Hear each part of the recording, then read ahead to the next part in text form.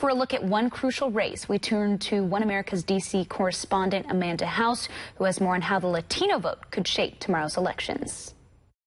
The Hispanic Leadership Fund is a nonpartisan advocacy group dedicated to highlighting candidates and voter issues critical to the Hispanic community.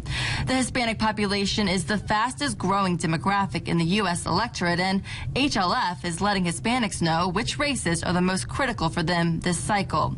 Mario Lopez is the group's president.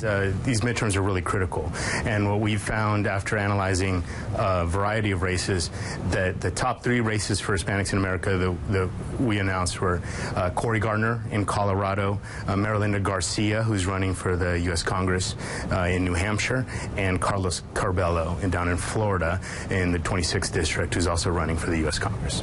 As for the name at the top of his list, GOP Representative Cory Gardner has a 7-point lead in his race against incumbent Democratic Senator Mark Udall. The contest in Colorado is one of the most closely watched U.S. Senate seat races. Why Colorado? Why Cory Gardner?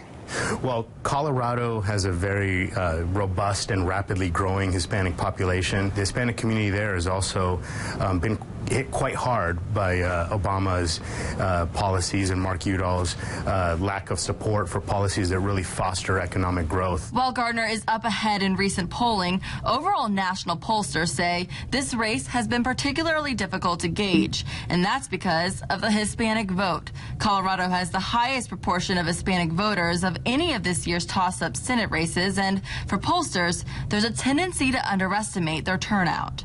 Some may say that Hispanics, after years of not passing any sort of immigration reform, have become disillusioned with politics in general. Are you afraid that they're not going to turn out and vote?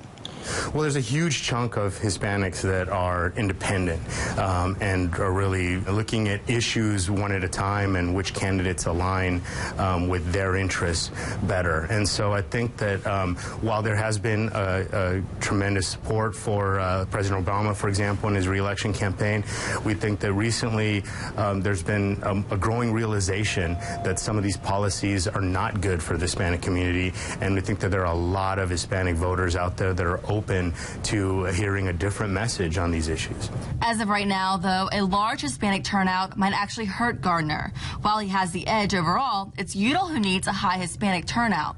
Right now, Udall has a substantial advantage among this critical voting bloc, with 58% of likely Hispanic voters favoring him versus just 26% favoring Gardner.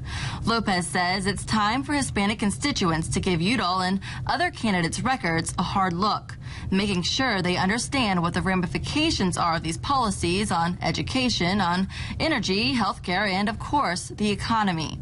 As for immigration, the topic media pays attention to most, Lopez has this to say.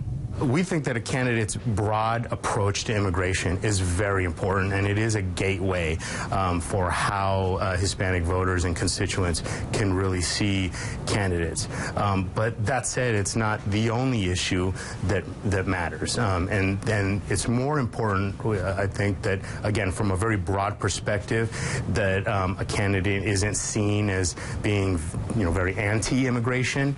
But at the same time, we think that there's room for a big policy debate in the Hispanic community in terms of just what policies what specific policies would be the best for the community and for the country at large. Whether the Latino vote actually affects the outcome in Colorado and perhaps even Washington, we'll soon find out.